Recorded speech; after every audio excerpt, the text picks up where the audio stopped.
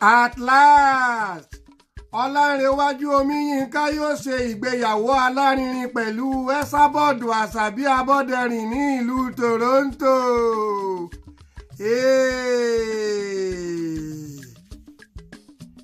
Àwọn ọlọ́kadà ń sunkún ebi ní ìlú Èkó ní gómìnà Babájídé Olúṣọlá Sanwó-Olú bá sọ wípé ẹ jẹ́ ká lé akátá jìnnà ná kí a tó bá adìyẹ wí. Mo mọ̀ wípé wọ́n láti ní provision kó tó di pé wọ́n ṣe nǹkan yẹn. Ẹ má sunkún mọ́ sóye yín, ẹbí ò ní pa gbogbo wa, ìlú Èkó ò ní bàjẹ́. Ó yẹ kó ti yé ẹ̀yin náà torí àwọn ará bí ni a máa yanjú ẹ̀sẹ̀ gbọ́. Ẹ ṣé, ṣùgbọ́n ìròyìn kúmọkùmọ ló sọ bẹ́ẹ̀ o. Ẹ̀ka alẹ́ Evangelist Atúrọ̀ tàbí èlùbọ́ ló ń kí yín yánkàn bí ọgbẹ́ aláṣejù babajẹ́nrọ́lá tí fi ẹsẹ̀ méjèèjì ta ajá nípa ògbóǹlẹ́jà wúdẹ̀ pioneer fún ìròyìn kúmọkùmọ láti iléeṣẹ́ ojúkòkòrò Evangelical Ministry orí òkè Kòmátà gẹ́gẹ́ ní 15 minutes to 4:30 lù ní ìlú Côte d'Ivoire. So ẹ pé àwọn làlígà tó kù kí ẹ wá nǹkan jòkólé láti gbọ́ ìròyìn kúmọkùmọ náà ṣàrà lójú ọ̀tá tó ń wò mí tẹ̀gbìntẹ̀gbìn. Ẹ má gbàgbé pé La Funky Beauty Skincare ló ṣe onígbọ̀wọ́ ìròyìn kúmọkùmọ ti ọ̀sẹ̀ yìí.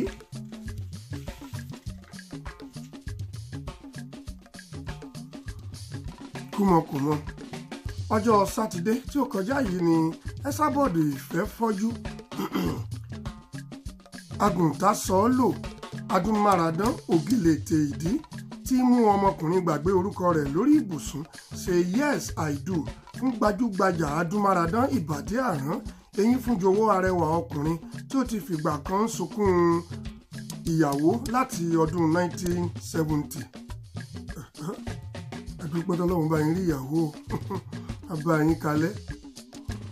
Bí eré bí àwàdà ni Àṣàbí Ìfẹ́fọ́jú ṣe fi ìtìjú àti ìdùnnú gba òrùka àlùwò lọ́wọ́ òrùka àlùwò kọ́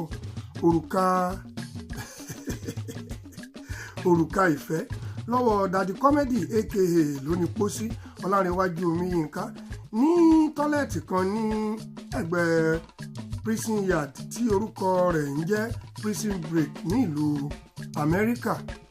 Gbogbo àwọn oníṣẹ̀wọ̀n Ọọ̀ni of Ifẹ̀ tí ó jẹ́ bàbá ìyàwó wá dúpẹ́ lọ́wọ́ Olúbàdàn fún ìrọ́jú àti ìgboyà tí ọba ní láti fi àwọn ọmọ ìrọ̀lẹ́ ayé méjèèjì yìí fún ara wọn láì gba ẹrù ìyàwó tàbí gbàṣẹ lọ́wọ́ ọlọ́pàá àwọn DSS tàbí gbọ́ ohun tí àwọn ẹlẹ́gàn yóò máa sọ ní orí Facebook. Bẹ́ẹ̀ ni yọ̀yọ̀ lẹ́nu ayé ní tó bá fẹ́ nílọsíwájú òní lítì tí wọ́n ní wọ́n pé kúmọkùmọ láyé ẹ máa gbọ́n mu. Ọọ̀ni rìsàkùsà ìdúpẹ́ pẹ̀lú ẹ̀bùn aago ẹlẹ́pọ̀n tí ó ní àlámù lọ́wọ́ fún wòlíì Kàsálí tí wọ́n ṣe iṣẹ́ ìfẹ́ràn tipátipá àti àfúnjẹ ojú oorun fún Mr Comedy tí wọ́n sì fi sí inú búrẹ́dì àgègè fún Àṣàbí Abọ́dẹrìn ẹnu ń já wáyà ní ìlú Ìtìrẹ́.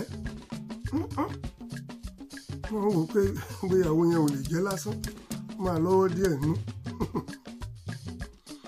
Ìgbéyàwó àwọn irúnmọlẹ̀ méjèèjì yìí ló mú kí ìyá Rainbow gbà láti lo oṣù mẹ́ta láì jẹ ata ní ilé wọn lẹ́yìn tí wọ́n bá ti bí ọmọ pupa méjì tí wọ́n promise Mrs Ládọjà ní ọjọ́ tí àwọn bá ṣe ìgbéyàwó náà tán. Ẹ ṣé bí ẹ ti ṣe ń fi ààbò sí gbọ́ ìròyìn kúmọkùmọ náà.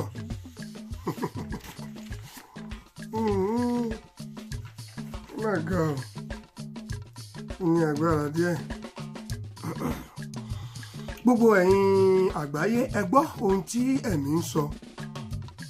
Don't start your day with thinking about the past. The present is here and the future is waiting. So think positive. Don't wake up with the regret of what you couldn't accomplish yesterday. Wake up while thinking about what you will be able to achieve today. God will favor and perfect that which concerns you today. Have a lovely day. Ohun tí ẹ̀mí sọ náà ni ẹ̀gbọ́n yẹn.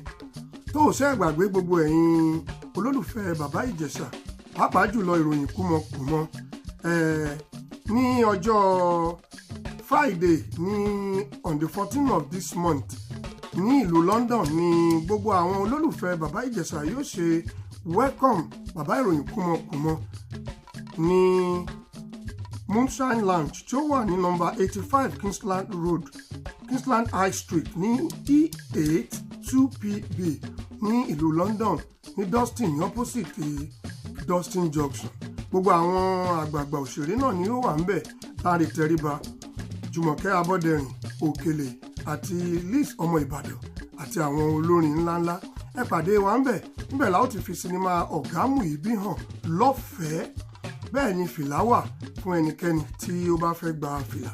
Nọ́mbà tí ẹ lè pè sí rèé kó tó di ọjọ́ náà o 07459 535 422 07459 535 422 ni ẹ lè pè sí ní ọ̀dọ̀ àmọ́dẹ tí gbogbo yín mọ̀ sí Champion.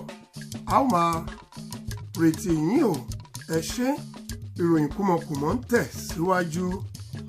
Ààrẹ orílẹ̀-èdè yìí wá ya àwọn màálù kan sọ́tọ̀ tí wọn kò ní ìwo lórí mọ́ fún ìgbéyàwó àwọn Àmọ̀tẹ́kùn Àṣàbí James Ìfẹ́fọ́jú láti pa lẹ́yìn ìgbéyàwó wọn.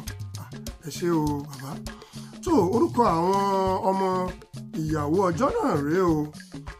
Ẹ̀dà Wòlíì Kàsálí, bàbá wa Aláàfin Ọ̀yọ́, Gani Adams, Ààrẹ Ọ̀nà Kakanfò, Síkírátù Sìndódó, MC Olúọmọ, Màmá Pàṣọ, Kọ̀lìntì Àyìnlá, Dayọ̀ Kújọrẹ̀, Don Jazzy, onímàálùú nìbàdàn, Shina Peters, Màmá Oníkásẹ̀tì, Auto Bọ́lá, Ọ̀gá Bello àti Àlàájà Mobíìná Ọ̀ṣọ́fà. Ìyàwó yìí máa lárinrin. Tó ìròyìn kúmọkùmọ náà ni ẹ̀ ń gbọ́. Ó wu ni kí àṣà àsálà àwọn Boko Haram ló fẹ́ da ìlú rú, ṣùgbọ́n lójú Àmọ̀tẹ́kùn ohun gbogbo yóò di àfìsẹ́yìn. Ẹ jẹ́ kí àfinú kan bá ara wa lò. Ànàmáyọ̀wá ló kọ ìròyìn yìí fún wa nígbà tí Bukky Jesse tú ní èdè Ẹ̀gbá sí èdè Manchester.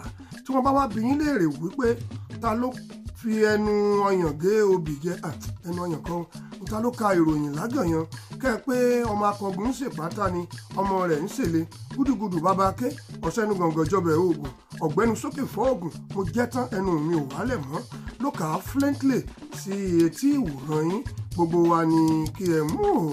Tó lẹ́ẹ̀kan sí gbogbo ẹ̀yin olólùfẹ́ ìròyìn kúmọkùmọ àbí ẹ̀yin tí ẹ fẹ́ polówó ọjà, ẹ jọ̀wọ́ ẹ comment, ẹ subscribe kí ẹ sì drop comment yín ní ọ̀nà tí ó gbà tán. Ṣé mọ̀ pé kúmọkùmọ láyé ká sì máa ṣọ́ra fún ọ̀rọ̀ láti sọ ní orí fọ́nrán nítorí pé ohun gbogbo tí a bá sọ wọ́n lè lò against wa ní court of law. Tó ẹ̀yin èèyàn mi ẹ ṣé gbogbo ẹ̀yin olólùfẹ́ ìròyìn kúmọkùmọ, ojú ò ní tì yín, ọmọ yín ò ní kú, ẹ ò ní rí un gbé sọnù bí ò ṣe bí ọmọ. Gbogbo ẹ̀yin tí ẹ wà lájò láyọ̀ lẹ máa délé, a ò ní fi òkú yín ránṣẹ́ sílé o. Ẹ ṣé o, a kí yín o. Ká tó máa lọ, a dúpẹ́ lọ́wọ́ yín gidigidi. Lẹ́ẹ̀kan sí ìyókù tó di ní ọjọ́ méje, ẹ rántí sùn kí ẹ sì máa ná owó ọwọ́ yín. Ẹ ṣé o.